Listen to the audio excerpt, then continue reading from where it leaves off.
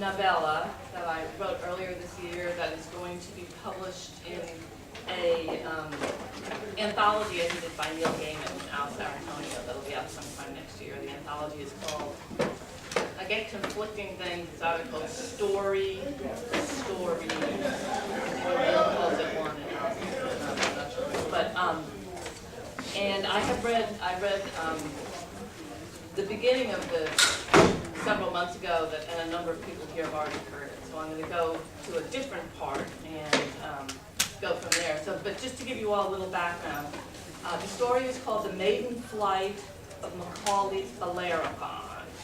And the Bellerophon is an aircraft. And this is, many years ago I worked at the National Air and Space Museum in DC with a number of eccentric people. And the story is actually inspired by some of the people that I worked with. So it takes place in the present day, and the main characters are a group of three men now in middle age who worked together at the museum years earlier. One is a security guard, and two in as kind of low-level aides on the museum floor. One of them continued to stay at the museum. He's now in charge of their, he makes miniatures for some of the exhibits. He's sort of an outsider artist. And then the point of view character, oh, and then there's another guy who is sort of like, for those of you who watch Mystery Science Theater, he's Joel. He's kind of inspired by Joel. He started like this, little TV show in the late 70s, early 80s, and he became sort of famous, so, in a small way. So Robbie is mostly the point of view character. He's the one who is the museum guard years before. He was an aide. He was like 19 years old. He's sort of a sad sack loser, alcoholic. Nice, but a very nice guy. And he has a teenage son named Zach, who's 16, and Zach has a friend named Tyler, who's also 16. They're sort of, incidental characters. Then there's Emery. Emery's the Joel character, so easy to associate that, just Joel. And Leonard is the eccentric sort of outsider artist who is the only one who's continued meeting at the museum.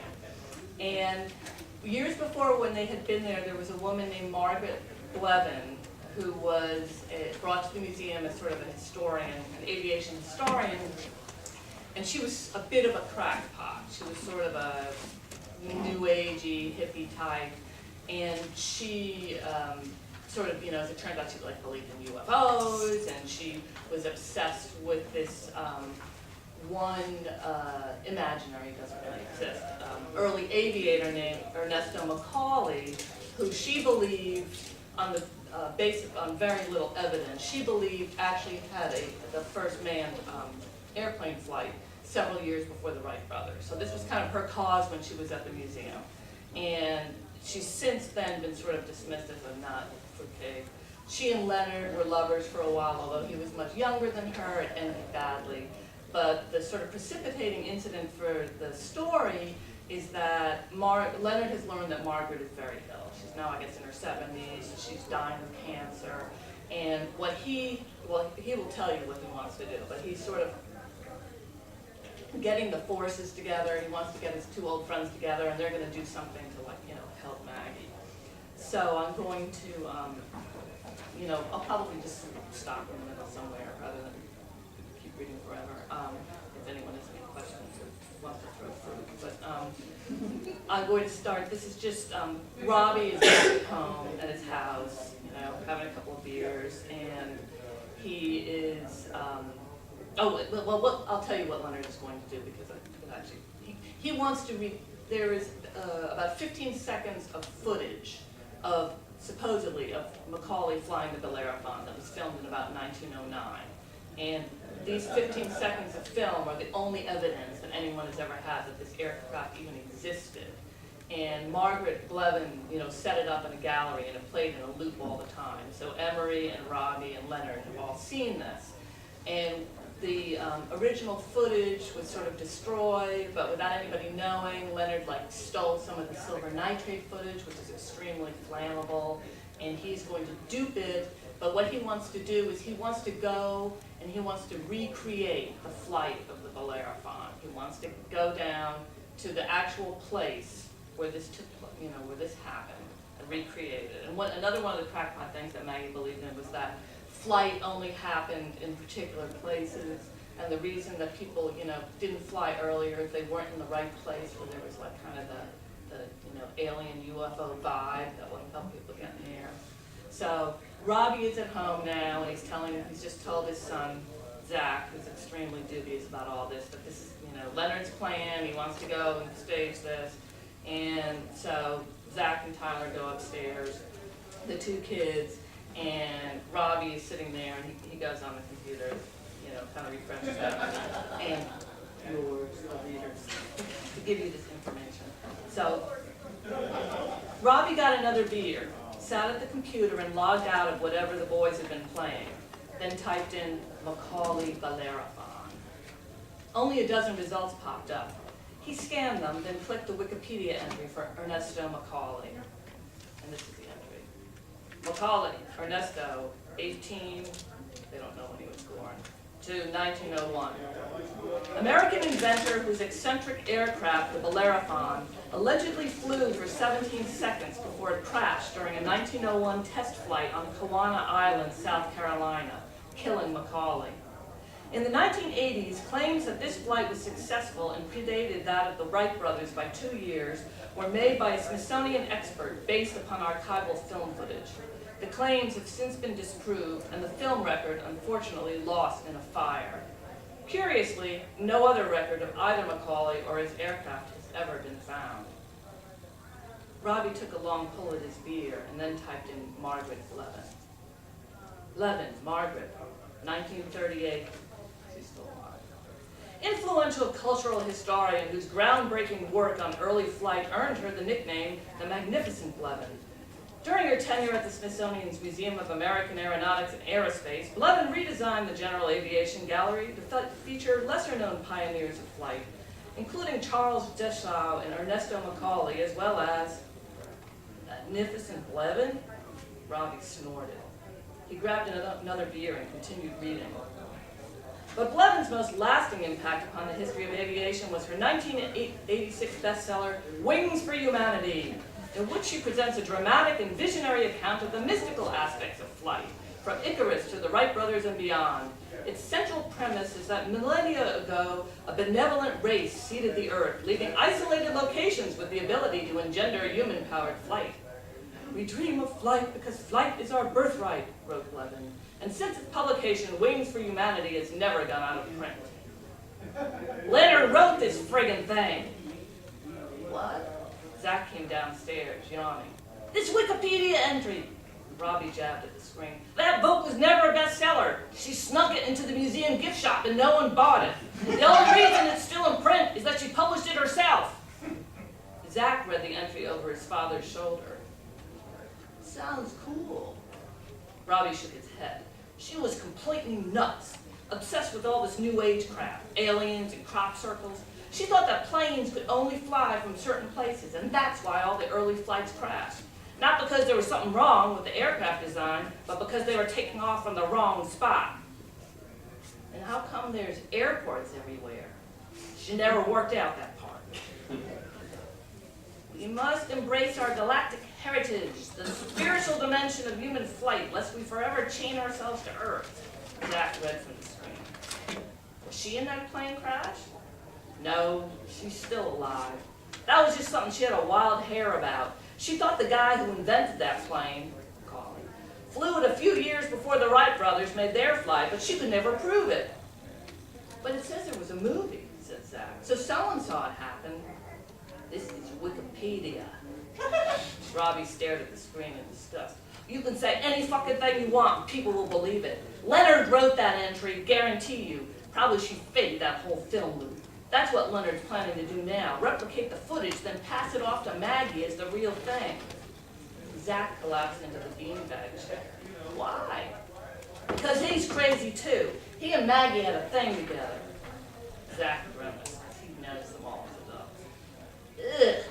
What, you think we were born old? We were your age, practically, and Maggie was about 20 years older. A cougar! Zach burst out laughing. Why didn't she go for you? Ha, ha, ha. Robbie pushed his empty beer bottle against the wall. Women like Leonard. Go figure. Even your mom went out with him for a while before she and I got involved, I mean. Zach's glassy eyes threatened to roll back in his head. Stop. We thought it was pretty strange. But Maggie was good looking for an old hippie. He glanced at the Wikipedia entry and did the math. I guess she's in her 70s now. Leonard's in touch with her. She has cancer, breast cancer. His wife, Robbie's wife, and Zach's mother died of breast cancer some years ago. I heard you, said Zach. He rolled out of the beanbag chair, flipped open his phone, and began texting. I'm going to bed. Robbie sat and stared at the computer screen. After a while, he shut it down. He shuffled into the kitchen and opened the cabinet where he kept a quart of Jim Beam, hidden behind bottles of vinegar and vegetable oil. He rinsed out the glass he'd used the night before, poured a jolt and downed it, then carried the bourbon with him to bed. The next day after work, Robbie was on his second drink at the bar when Emery showed up.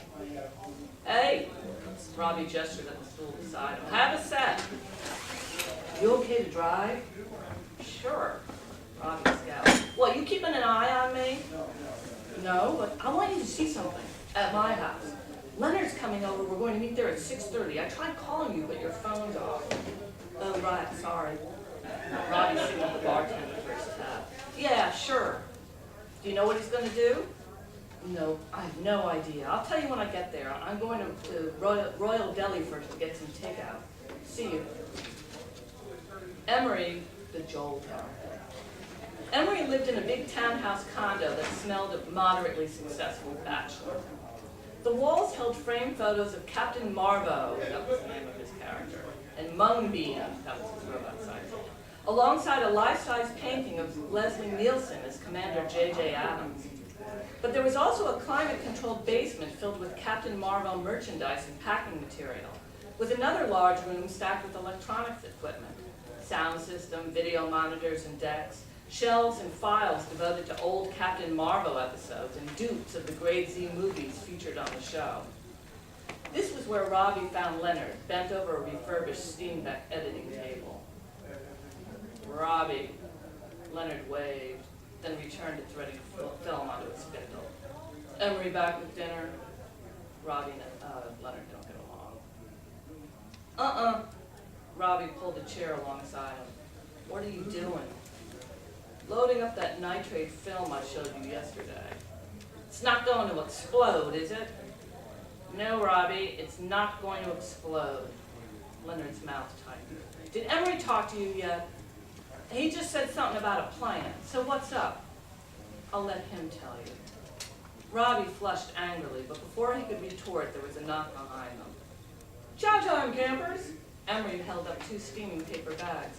Can you leave that for a few minutes, Leonard? They ate on the couch in the next room. Emery talked about a pitch he'd made to revive Captain Marvo in cell phone format. It'd be freaking perfect if I could figure out a way to make any money from it. Leonard said nothing. Robbie noted the cuffs of his white tunic were stained with flecks of orange paint, as were his fingernails.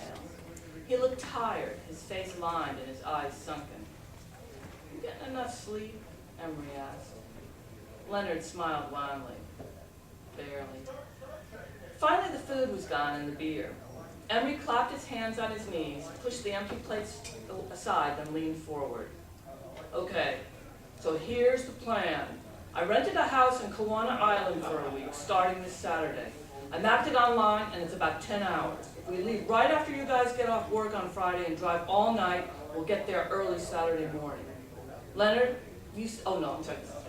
Leonard, you said you've got everything pretty much assembled. So all you need to do is pack it up. I've got everything else here. It'll be a tight fit in my car, though, so we'll have to take 2 cars. We'll bring everything we need with us. We'll have a week to shoot and edit or whatever. Then on the way back, we'll swing through Fayetteville and show the finished film to Maggie. What do you think? That's not a lot of time, said Leonard, but we could do it. Emery turned to Robbie. Is your car roadworthy? It's about 1,200 miles round trip. Robbie stared at him. What the hell are you talking about? The Bellerophon.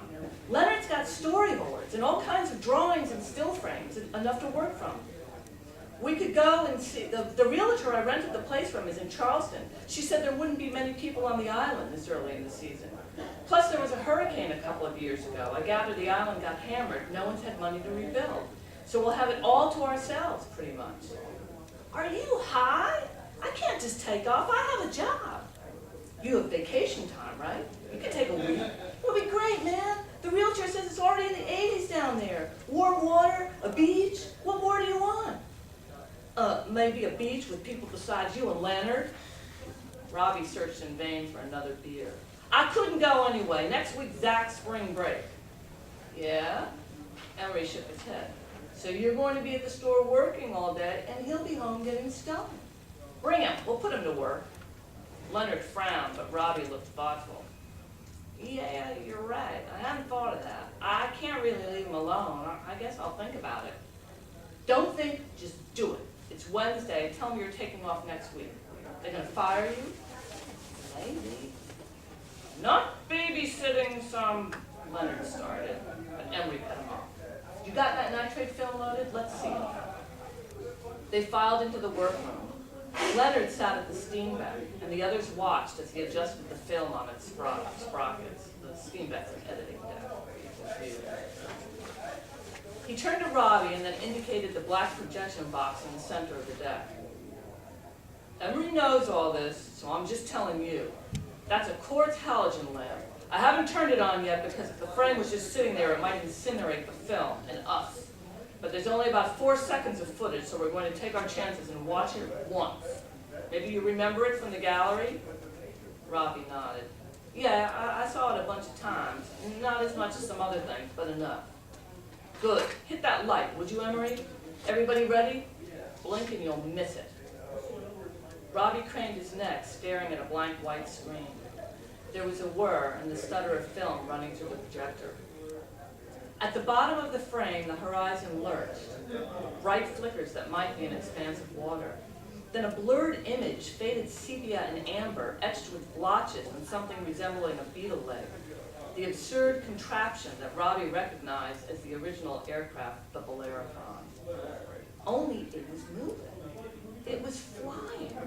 Its countless gears and propellers and wings spinning and whirring and flapping all at once. So it seemed the entire thing would vibrate into 1,000 pieces. Beneath the fuselage, a dark figure perched precariously atop the velocipede. Has a little bicycle thing underneath it to propel it. Legs like black scissors slicing at the air. From the left corner of the frame leaped a flare of light like a shooting star or burning firecracker tossed at the pedaling figure. The pilot listed to one side and... nothing. The film ended as abruptly as it had begun. Leonard quickly reached to turn off the lamp and immediately removed the film from the take-up drive. Robbie felt his neck prickle. He'd forgotten how weird, uncanny even that footage was. Jesus, that's some bizarre shit. It doesn't even look real. Robbie watched as Leonard coiled the film and slid it into a canister. I mean, the guy, he looks fake. Emery nodded. Yeah, I know. It's like one of those old silent films, The Lost World or something. But it's not. I used to watch that film back when it ran 100 times a day in our gallery. And it's definitely real. At least the pilot, McCauley, that's a real guy. I got a big magnifier watch and I just stood there and watched it over and over again. He was breathing. I could see it. And the plane, it's real too, as far as I could tell. The thing I can't figure is, who the hell shot that footage? And what was the angle? Robbie stared at the empty screen and then shut his eyes. He tried to recall the rest of the film from when it played in the General Aviation Gallery. The swift, jerky trajectory of that eerie little vehicle with its bizarre pilot, a man in a black suit and bowler hat. Then the flash from the corner of the screen, and the man toppling from his perch into the white and empty air. The last thing you saw was a tiny hand at the bottom of the frame, then some blank leader, followed by the words, "The maiden flight of McCauley's Bellerophon, 1901. Then the whole thing began again. It was like someone was in the air next to him, said Robbie. Unless he only got 6 feet off the ground, I always assumed it was fake. It wasn't faked, said Leonard. The cameraman was on the beach filming. It was a windy day. They were hoping that would give the plane some lift, but there must have been a sudden gust. When the Bellerophon went into the ocean, the cameraman dove in to save McCauley. They both drowned. They never found the bodies or the wreckage, only the camera with the film. Who found it? We don't know. Leonard sighed. We don't know anything. Not the name of the cameraman, nothing. When Maggie and I ran the original footage, the leader said, Maiden flight of McCauley's Bellerophon. The can had the date and Kawana Island written on it. So Maggie and I went down there to research it. It's a weird place. There are hardly any people, and this was in the summer. There's a tiny historical society on the island, but we couldn't find anything about McCauley or his aircraft. No newspaper accounts, no gravestones. The only thing we did find was a diary kept by the guy who delivered the mail back then. On May 13, 1901, he wrote that it was a very windy day and 2 men had drowned while attempting to launch a flying machine on the beach. Someone must have found the camera afterward. Somebody processed the film, and somehow it found its way to the museum. Robbie followed Leonard into the next room. What was that weird flash of light? I don't know. Leonard stared out a glass door into the parking lot. But it's not overexposure or lens flare or anything like that. It's something the cameraman actually filmed. Water maybe, if it was a windy day. A big wave might have come up onto the beach or something. I always thought it was fire, like a rocket or some kind of flare. Leonard nodded. That's what Maggie thought too. The mailman, mostly all he wrote about was the weather, which if you were relying on a horse-drawn cart, makes sense. About 2 weeks before he mentioned the flying machine, he described something that sounds like a major meteor shower. Maggie thought it was hit by a meteor? No. Leonard sighed. She thought it was something else. The weird thing is, a few years later I checked online and it turns out there was an unusual amount of meteor activity in 1901. Robbie raised an eyebrow. Meaning? Leonard said nothing. Finally he opened the door and walked outside. The others trailed after him. So I'm going to stop there. No, keep going. I'm just going to stop at that part. All right, well, I'll finish the short part. No, it's actually pretty short. So Leonard goes outside. The others trailed after him.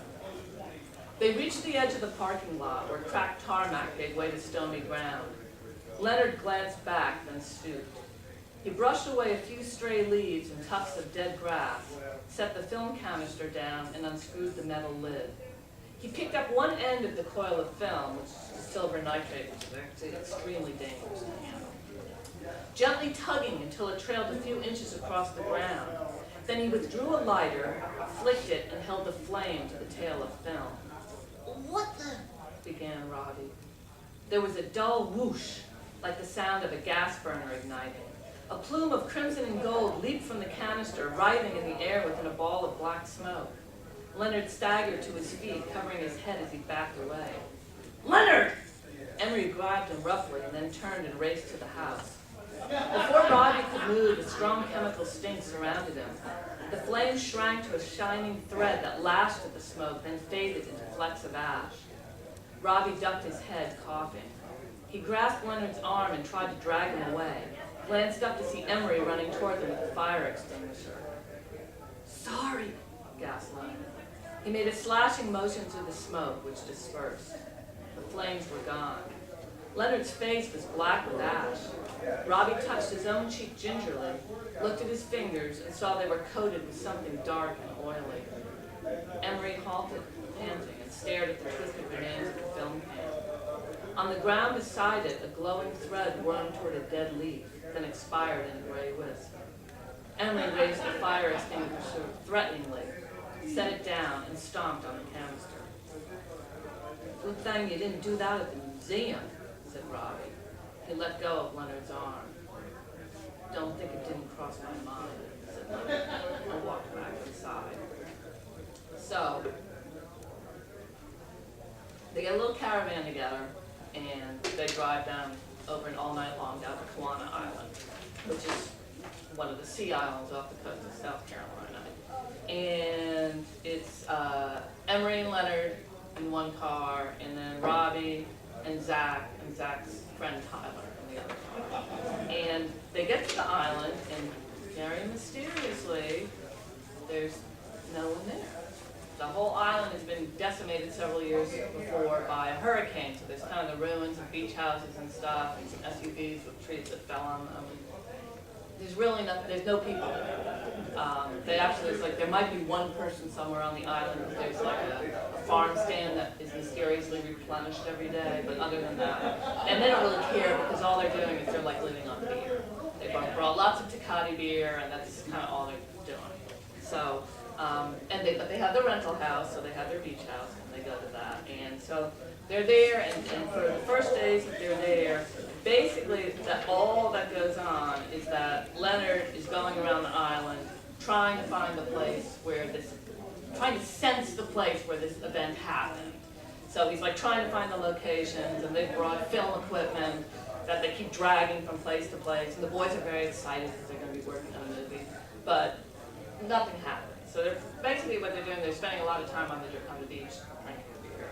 So over the next few days, they fell into an odd, almost sleepless rhythm, staying up until 2 or 3 a.m. drinking and talking. The adults pretended not to notice when the boys slipped a Tecate from the fridge and ignored the incense-scented smoke that drifted from the deck before they stumbled off to bed. Everyone woke shortly after dawn, even the boys. Blinding sunlight slanted through the worn curtains. On the deck, where Zach and Tyler huddled inside their hammocks, a tree frog made a sound like rusty hinges. No one slept enough. Everyone drank too much. But for once, it didn't matter. Robbie's hangovers dissolved as he waded into water warm as blood, then floated on his back and watched pelicans skim above him. Afterward, he carried film equipment from the house to the dunes, where Emery had created a shelter from old campus deck chairs and bed sheets. The boys helped, the three of them lugging tripods and digital cameras, the box that contained Leonard's model of the Bellerophon, and a cooler filled with beer and Red Bull. So that left Emery in charge of household duties. He'd found an ancient red wagon half buried in the dunes and used this to transport bags of tortilla chips and a cooler filled with Tecate and lime. There was no store on the island, save the abandoned wreck they passed when they first arrived. No gas station, and the Historical Society building appeared to be long gone. But while driving around, Emery discovered a roadside stand that sold homemade salsa in mason jars and sage green eggs in recycled cardboard cartons. The drive beside it was blocked with a barbed wire fence and a sign that said, "Beware of two-headed dog." "You ever see it?" said Tyler. "Nope. I never saw anyone except an alligator." Emery opened a beer, and it was big enough to eat a two-headed dog. By Thursday morning, they'd carted everything from one end of the island to the other, waiting with increasing impatience as Leonard climbed up and down dunes and stared broodingly at the blue horizon. "How will you know which is the right one?" asked Robbie. Leonard shook his head. "I don't know. Maggie said she thought it would be around here." He swept his arm out, encompassing a high ridge of sand that crested above the beach like a frozen wave. Below, Tyler and Zach argued over whose turn it was to haul everything uphill again. Robbie shoved his sunglasses against his nose. "This beach has probably been washed away 100 times since McCauley's was here. Maybe we should just choose a place at random, pick the highest dune or something."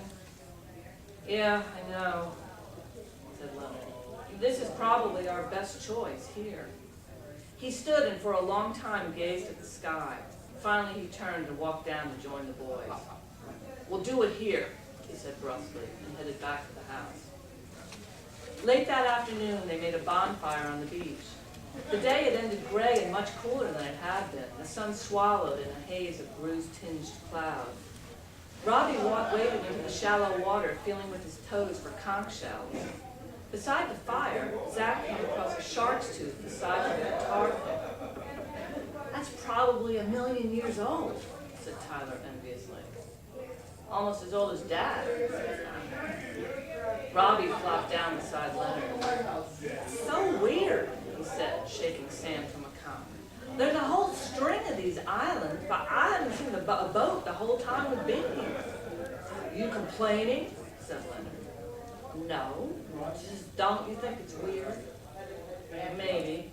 Leonard tossed his cigarette to the fire. I want to stay. Zach rolled onto his back and watched sparks fly among the first stars. Dad, why can't we just stay here? Robbie took a long pull from his beer. I have to get back to work, and you guys have school. Fuck school, said Zach entirely. Listen. The boys fell silent as Leonard glared at them. Tomorrow morning, I want to set everything up. We'll shoot before the wind picks up too much, and then I'll have the rest of the day to edit. Then we can pack and head to Fayetteville on Saturday. That's where Maggie is on hospice. We'll find some cheap place to stay, and we'll drive back home on Sunday. The boys groaned. Emery sighed.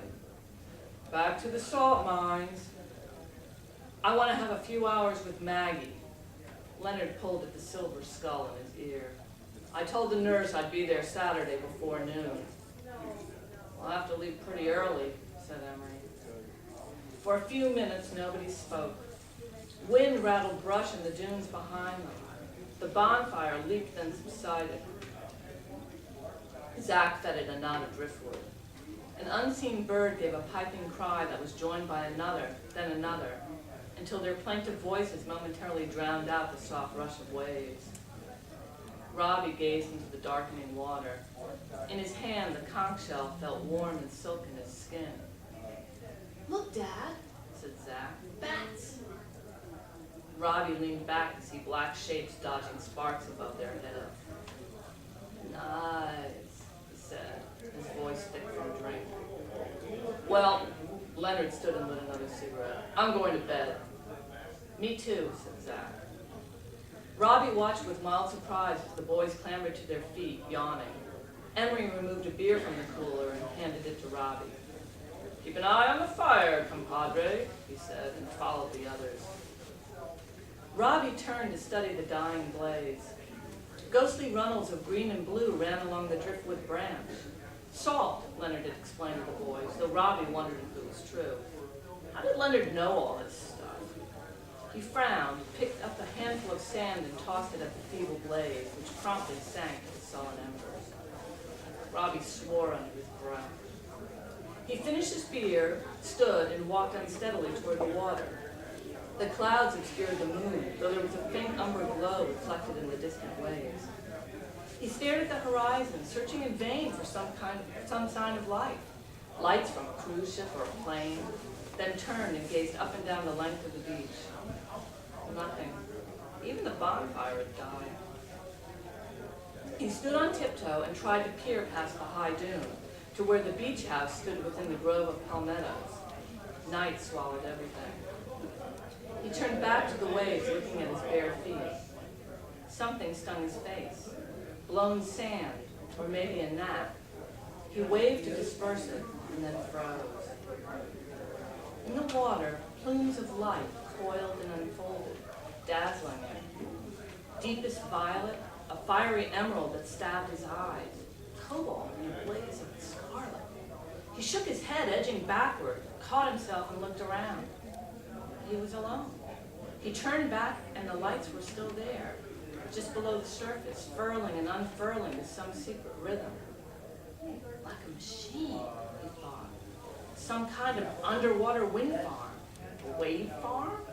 But no, that was crazy. He rubbed his cheeks, trying to sober up. He'd seen something like this in Ocean City late one night. It was something alive, Leonard had explained.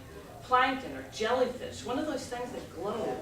They'd gotten high and raced into the surface, into the Atlantic, to watch pale green streamers trail them as they body surfed. Now he took a deep breath and waded in, kicking in the waves, then halted to see if he'd churned up a luminous cloud.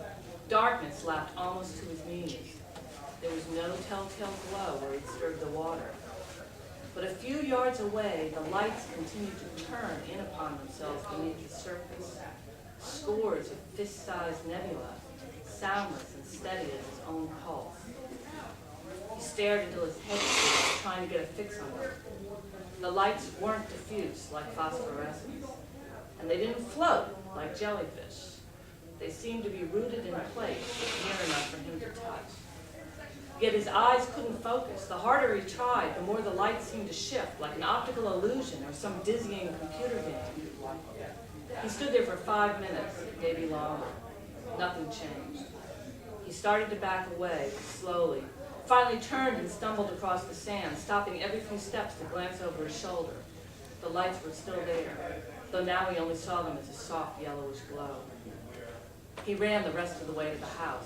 There were no lights on, no music or laughter, but he could smell cigarette smoke, and he traced it to the deck where Leonard stood beside the rail.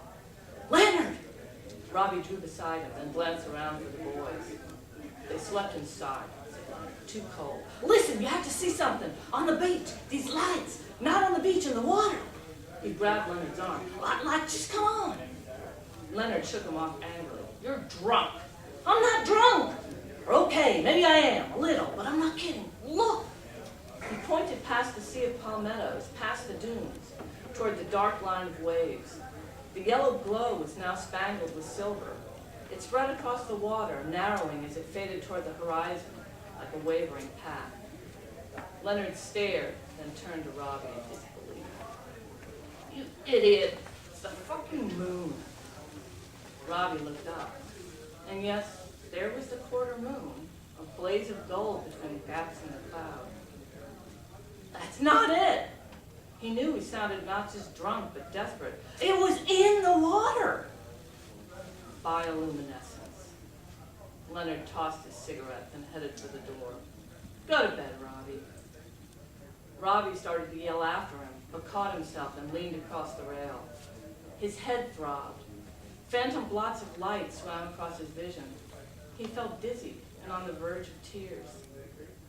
He closed his eyes and forced himself to breathe slowly, to channel the pulsing in his head into the memory of spectral whirlpools, a miniature galaxy blossoming beneath the water. After a minute, he looked out again, but saw nothing save the blades of palmetto leaves etched against the moonlit sky.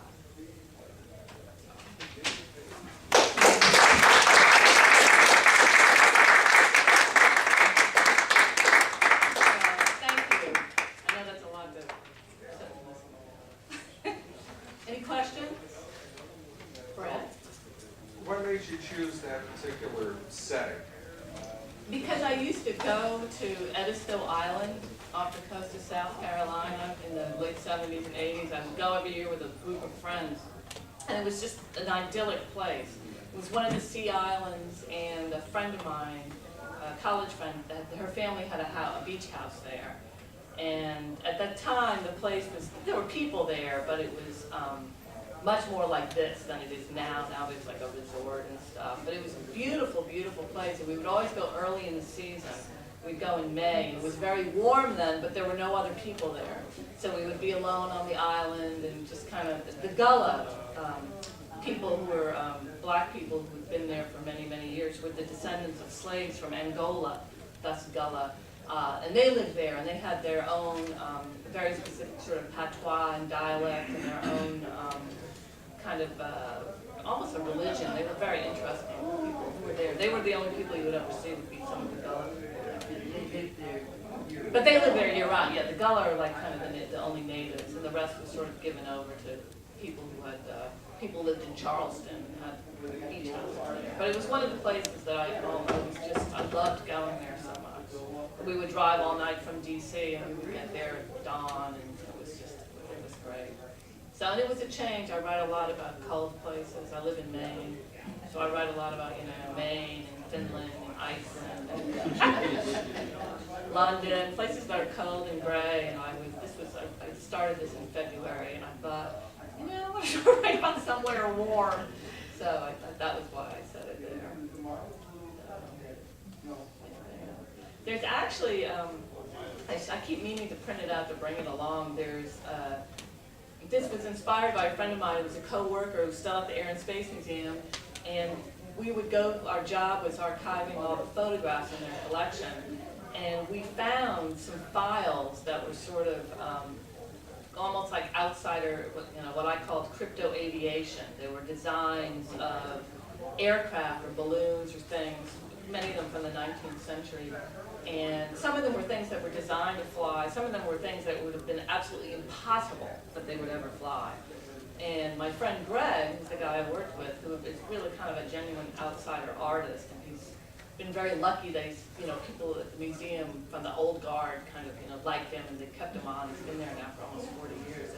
But he makes these models now of, and it's described in the story, he makes these models of these imaginary aircraft. He has like the photographs, and some of them, there's a famous one called Delchau, Dellschau, who was a Frenchman, and he designed these strange Baroque aircraft that never flew. And Greg, who is, as far as I know, is the only person who's done this, he went and he made models of these, and then he works in different medium, and the medium he's been working in now is nail polish. So he makes these things and he paints them all with nail polish. But they're quite amazing, and he sent me a JPEG photo of one of them, and it looked, this was after I read the story, and it looked almost exactly like the aircraft as I described it earlier in the story. So it's just very cool things. I hope maybe you might put them up online somewhere so when the story comes out I can provide a link. They're very nice visual aids. So,